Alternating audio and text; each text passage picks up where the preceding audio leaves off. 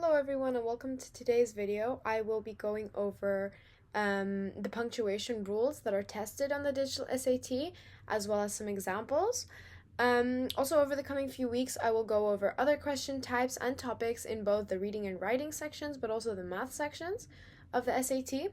But if you have any specific video requests, feel free to comment them and I will try and get to those specific topics before I go through other ones. So yeah, just let me know and I hope I can help you with this. A lot of punctuation questions are an important component of the digital SAT, and sometimes the trick lies in finding out if punctuation is even required. So there are 4 types of punctuation tested on the digital SAT. You have commas, semicolons, colons, and dashes. And what I meant with what I just said is that sometimes there are different uses for which you need one of these 4 punctuation marks, of course, but sometimes you really don't need anything at all. And that's why it's important to understand the uses and the characteristics of each of these so that you can actually determine, okay, which ones are required, but is anything required in the first place at all? Because sometimes they try to trick you with trying to add something that actually doesn't need to be added at all, and it's much simpler than you might think. Okay, so we'll start off with commas. And we'll go over the correct uses and the incorrect uses and then some examples for each of them. So the most commonly used one, I think, is just separating list items, but it has to be more than 2. To separate non-essential elements of a sentence, so different descriptive phrases. Linking dependent to independent clauses. And connecting independent clauses with coordinating conjunction, or fanboys. And I have each of these below. Now, the incorrect uses of commas is, of course, when you're splitting a subject and a verb. And I will go over an example with this because they have to be in the same clause, when they come before prepositions. And, of course, when you're separating items in a list of only 2. Okay, so now I have examples for each of these. For example, in the first separating list items, as you can see in the example, it's just, there are 3 terms and it just separates them. Now, going on to the separate non-essential elements, which is a bit more interesting. So the example I have here is, my brother, who is a chef, cooked dinner for us. Now here, we're using commas to separate the section who is a chef, because if you think about it, that is a non-essential element to the sentence. And without this phrase, the sentence would be, my brother cooked dinner for us. And that is a completely correct sentence. You can just say, my brother cooked dinner for us. But because we have that non-essential element, you have a comma before and after. So then you have who is a chef and separated by commas before and after. Now, the third case is when we're linking dependent to independent clauses. And here it says, when the bell rang, the students left the classroom.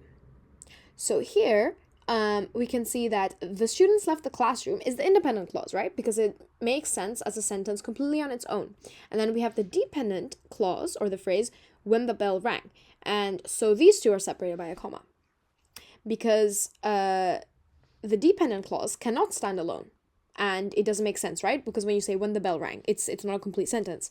But then the independent clause does. So you can think about it as what makes logical sense to you. Is this a correct sentence on its own or is it not? And that's, I think, the way I like to think about independent and dependent clauses. Now with the last one, link independent clauses with coordinating conjunction, fanboys. Here is the example I have. I wanted to go for a walk, but it started raining. So it's similar to the previous ones, except we always have a coordinating conjunction before this. And you're supposed to use the comma before you actually add this conjunction. Because you have 2 independent clauses, right? I wanted to go for a walk makes sense on its own. And then you have it started raining, also makes sense on its own. And when we connect them, we need a comma and a coordinating conjunction. Of when not to use a comma is in the first case, of course, when you are splitting a subject and a verb. So the correct way to write sentences is always the subject and the verb have to be within the same clause, or in the sense that you can't really split the middle of it with a comma, because then you have 2 sides that don't make sense. So here it's just one of the rules that when you have a subject and a verb, you do not split them. So here we have the cat, which is the subject, and then sat, which is the verb. And therefore the correct way to say it is just the cat sat on the mat, and no split between the subject, the cat, and then the verb sat. So here, this is incorrect, having it written in this way. The second case is when a comma comes before a preposition. So when you have a preposition like in or on and others in a sentence, you don't use a comma to separate them. So the correct example of this sentence is she is interested in art, not she is interested in art. So you can't have the comma before this preposition in. So that's another rule. And then the third one is, I think the most straightforward of them, is that you just don't use commas to separate items in a list of two. You can just use and yeah. You don't need a comma for that. Semicolons, one of their main uses is when you want to link two independent clauses together without using a conjunction. So if you remember, when we used a comma, you can also link two independent clauses together, but you do need a coordinating conjunction between.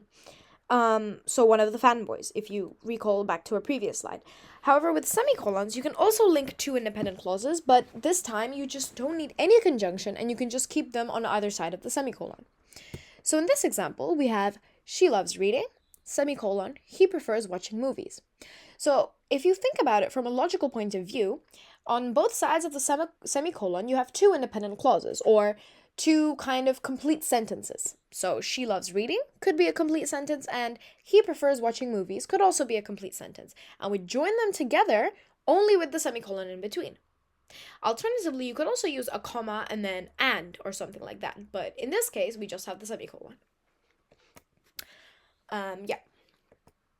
Now, the next way you can also use a semicolon is when you're separating items in a list that already have commas in between.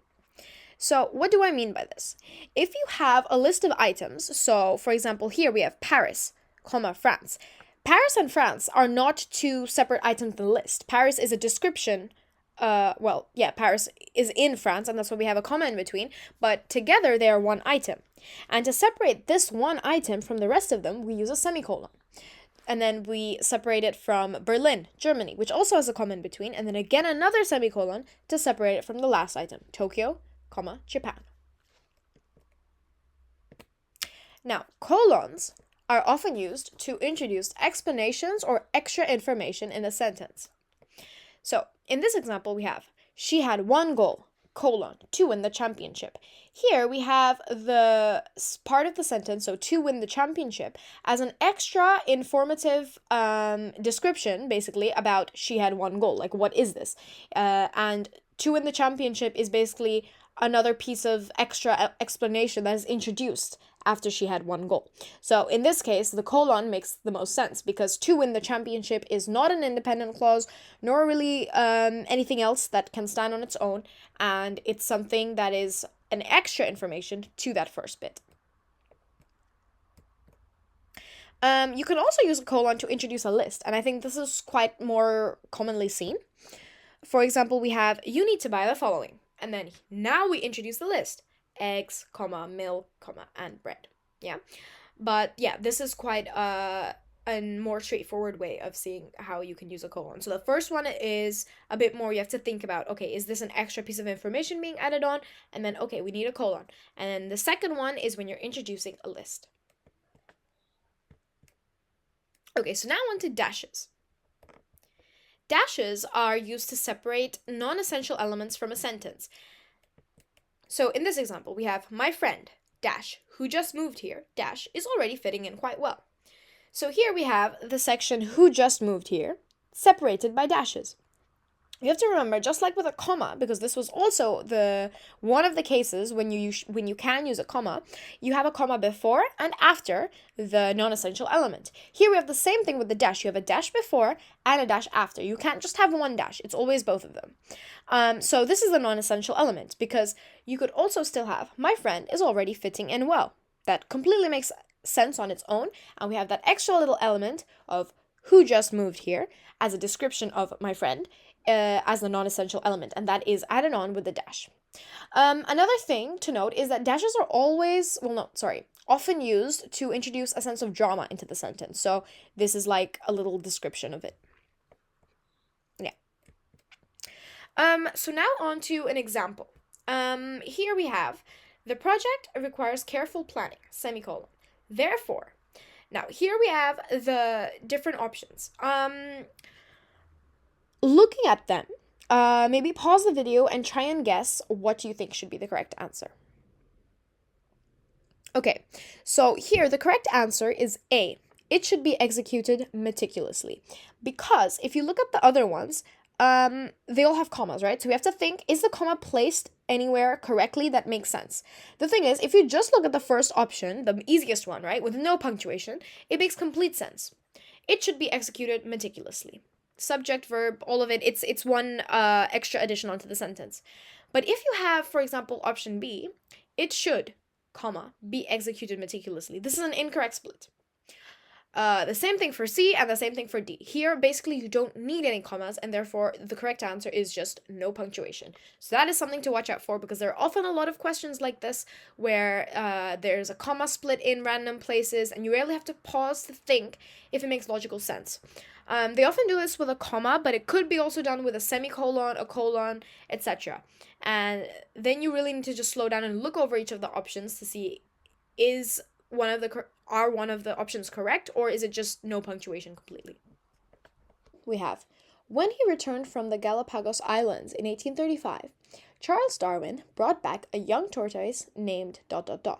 would live over 170 years before passing away at the Australia Zoo in 2006. So pause the video and think about it and then come back. So here, the correct answer, you can check it by kind of looking over each of the options and seeing what makes the most sense. I would go with that one. But you can also think about kind of like by inspection and see which one fits the best there.